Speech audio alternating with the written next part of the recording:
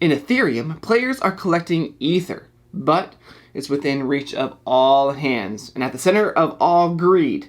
Until now, the balance has been maintained.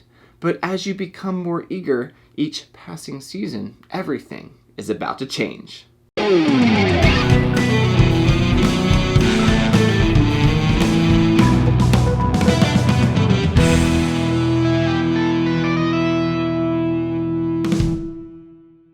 Thank you for joining me here at Tanger Mouse Studio D. I'm Kevin Delp. Ethereum is a competitive programmed action game for 2 to 4 players that takes about 60 minutes to play. Now this game is going to crowdfunding from Copod Celeste, who is sponsoring this video.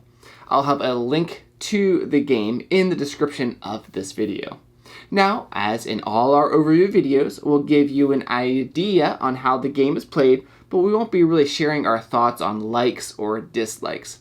In this video, we'll look at general gameplay, and this is a prototype, and the actual production of the game is going to be different. Now, let's look at Ethereum.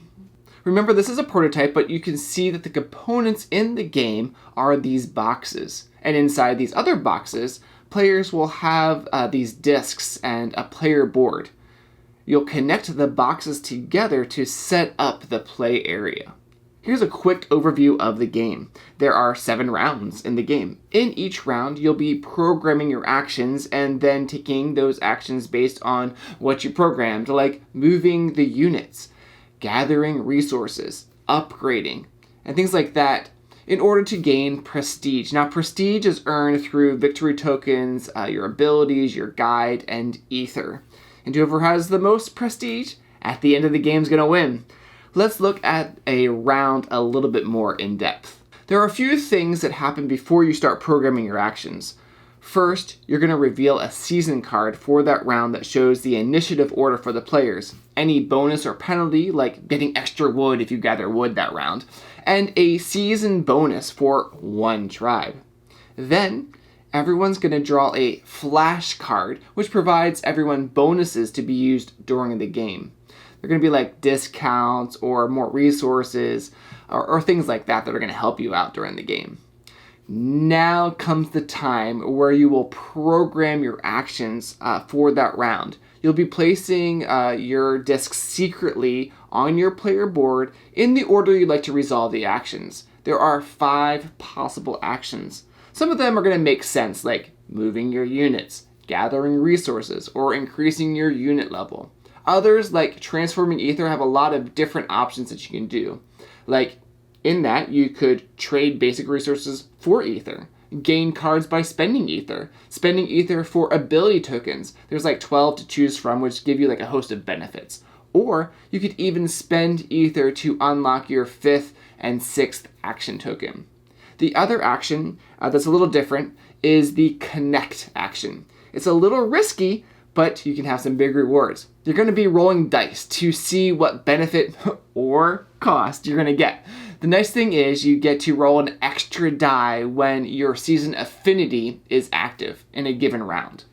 Another big part of this game is going to be conflict. You have 2 types of units, soldiers and gatherers.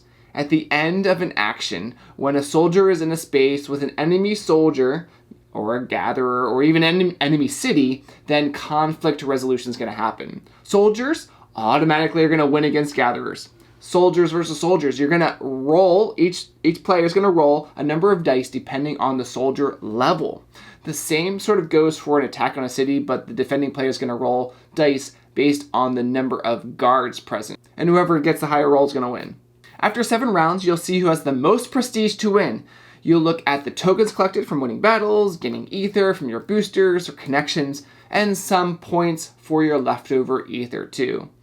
In our prototype, we had 4 tribes that had different powers. The barbarians win conflicts if they're tied. Architects gain extra stone when gathering stone. Shamans can re-roll 1s and 2s and can gather extra wood.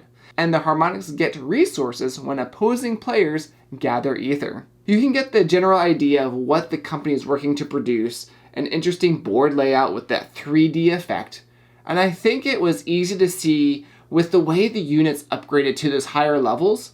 That's very interesting. that helped during conflict resolution and also how many resources they're going to be able to gather. The hidden programming part, I enjoyed trying to figure out what my opponents were doing, when they were going to do those certain actions, helped me capitalize a few times during the game. Now again, this game that you're seeing is a prototype, but I'll let the artwork speak for itself. If you enjoy hidden programming games with some area conflict, then check out Ethereum on Kickstarter.